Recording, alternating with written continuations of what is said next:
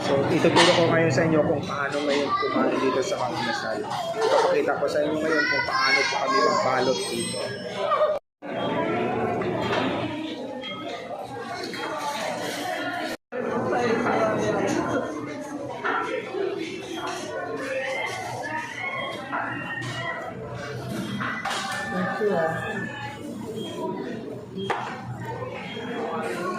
Nakasimple ang pagbalot ng pagkain po dito sa Mang Inasal.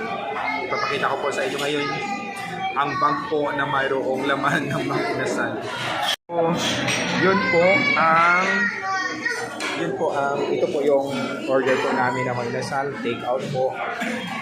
At hindi lamang po yung take out namin, ito pa po ipakita ko sa inyo ang kakaibang pag take out po namin. Ito po ang aming take out na isa po.